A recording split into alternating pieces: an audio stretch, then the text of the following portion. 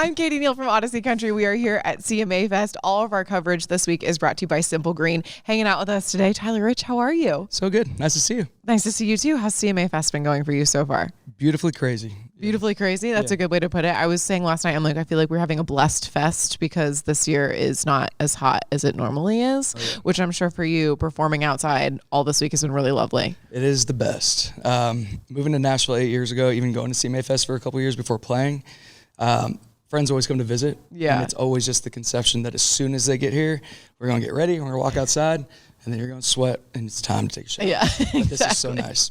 I know. I always say CMA Fest is like 2 a days. You're showering in the morning and you're showering in the evening. It's just, yeah. So we're very lucky this year. But it's really great to see you. I saw that you had some exciting news that you posted on your Instagram story. You signed with a new management deal. That's exciting. Oh, agency. Agency, yes. Yeah, sorry. Yeah, talk about that a little bit. Yeah. We just signed with CAA, so having a new team, and it's cool. You know, I was with another agency for a very long time, and we're on good terms, and it was great. And we just found a new home of people super excited, and time to take over the world, part 2. I was going to say that's got to feed into your like world domination plans, right? Like 100%. Something like this. That's really exciting. Yeah. And then you recently released an EP called I Know You Do, and you worked with Jaron Johnson from Cadillac 3 on this. And I always think it's really interesting when artists work with other artists to produce an album or a record or an EP, because I feel like they bring such a like unique spin to it. Talk about what it was like getting to work with Jaron. So I'm a huge fan of Jaron as a person first, and then as a musician. I love Cadillac 3. He just has such a cool rock, unique, just way he brings his own music to life.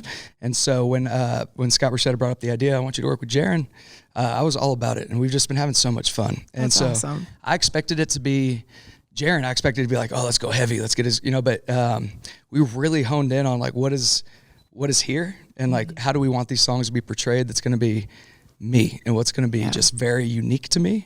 And it was everything I wanted out of it, and super proud of the project. Yeah. That's amazing. And then talk about the title track, I Know You Do, inspired by your wife. Talk a little bit about how this came to be. Yeah, so my wife is the perfect muse. I mean, I can write a million songs about her, and they're always love songs, and they're always like how we met and all these things. And so when I sat down with Mika and Jaron, we wrote the song Other Jaron, which is another Jaron. Only 2 Jarons I've ever met, I think. We sat down, we're like, how can we write something different about our relationships and our wives? Because we're all happily married, usually. And usually. That's what she sees that. And so it was like, what are the little things that drive her crazy about me?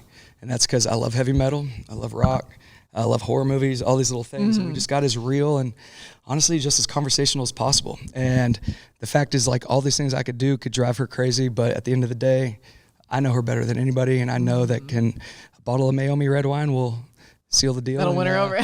Make her smile again. You know? I think that's such a relatable song that I don't feel like I've seen someone like approach that in a while, and in the way that you did, because I feel like we can all relate to like our partners driving us absolutely insane sometimes. 100%. We try to make the song sound as sweet and sing-alongable as possible. And it is. And it worked, but it's funny. There's some jabs. Yeah, there really is. Yeah. What was maybe the biggest jab, the thing that she's always on you about? Oh my God. Like anything with distortion to her sounds like Slipknot. And I mean, like, literally, if that guitar is not just an acoustic and it's got a little bit of like crunch on it, she's like, why are you headbanging? I'm like, and so we get in a lot of arguments about music, but she's coming around. What is your like heavy metal go-to? Slipknot. Slipknot, sure. okay. Yeah, Slipknot, like punk rock and metal and that kind of stuff. And she's not into it. Honestly, I'll be working out in the garage, and she will open the door. She's like, really? I'm like, this is not your workout. She's like, put your headphones on, please. Yeah, exactly. That's amazing. No, I know you've been playing a ton of shows. I'm assuming working on even more music. Talk about that a little bit. Yeah, just tons of music. Been writing like crazy, and just have a bunch of stuff I'm excited about. And yeah, just we're always playing shows. You know, everybody always, friends ask like, "Are you on tour right now?" I'm like, I'm never not on tour. Yeah, we are always on tour, and just finding out what songs resonate with the fans and get people going. And I had my dog for 17 years. I rescued her when I was 19, and I'm 37, and I just said goodbye about 6 weeks ago. Oh, I'm so sorry. Thank you. Yeah, it's been brutal, but her name's Abby. I wrote a song about it because you can't sing country music unless you have a song about your dog. It's called Dogs Don't Die, and so we are recording it right now. But it's a feel-good song. It's I was gonna say, are you even going to be able to record this? Like, are you going to be able to make it through recording this? I did, but what's crazy is like even like singing it live, we've done it every weekend since, and I always cry talking about it, which I'm like, be strong. I have goosebumps. I'm like, I always cry talking about it, but for some reason when I sing it, because it is just such a feel-good song, it's just about like she's a husky or was a husky, and so I'm gonna find find her hair forever, like always. Yeah. You know? And so I see little smudges on the window and I just think of her nose. And I'm like, dogs don't die. You know, they live with you forever. They're family. And so it's a feel good, happy song. And I did record it in the middle of the night at my house. I'm so cheesy with her ashes. Like she was next to me. And I sang the song and it took me forever, but I did it. And I think, I hope the emotion shows in it because I felt it for sure when I was recording. That's amazing. I'm really excited to hear that. Also very nervous. Like I feel like I definitely will be crying. Listen to it. My fiance always makes fun of me because I'll be like petting our dog, kind of tearing up. He's like, what? And I'm like, he's just one day. And he's like, why would you write? He's like 3 years old. Why? I'm like, but just, I want to be ready. Like, you never know. I know. Well, he'll be like, when we're older and us and the dog, I'm like, the dog won't. And it's just, they're your best friends. So I feel for you. I'm so sorry to hear that. CMA Fest this week, obviously all about the fans. And I know how excited members of your fan club are to see you and meet you for the first time and feeling probably starstruck. But when was the last time you had that feeling, either meeting an artist or a celebrity or somebody you look up to? Oh my God, I'm trying to think. I literally just met somebody that stopped me in my tracks. I'm trying to think of who it was. It's such a hard question because somebody will ask me that too sometimes and I'm like, and they walk away and I'm like, I have a long list of. No, this just happened. Somebody help me. We'll retrace your steps. Where is he? I'm going to retrace. I met somebody and I was like, oh my God, that's the coolest person I've ever met. I mean, Garth Brooks was the one for me years ago. Mm-hmm.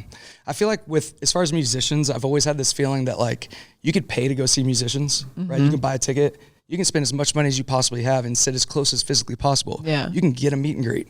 But I feel like it's always movie stars that kind of, because you watch them live all these different lives, right? And you fall in love with these characters and stuff. And meeting Owen Wilson was really cool back in the day. I met Steve Buscemi back in the day.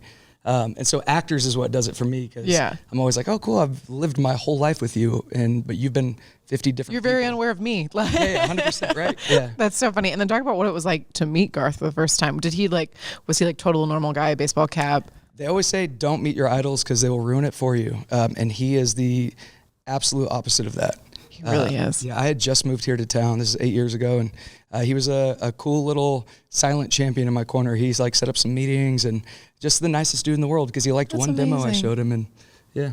He really is such a good guy. I feel like people always have great things to say about him. I remember the first time I met him, he like walked into a room, knelt down on one knee and just started talking to everybody. Like I'm like, every time I see him, he like sits down on the floor basically. Like it's just like a normal guy. Yeah, and that's not even comfortable. No, it's not. Yeah. But he like kneels down like he's about to coach you and I'm like, I'm ready for it, Garth. Just bring it, coach. Yeah. I love it. That's amazing. Well, thank you so much for stopping by to see us. Very excited to hear all the new music you've been working on and especially the song Abby. Yeah, Tyler Rich here with us at CMA Fest.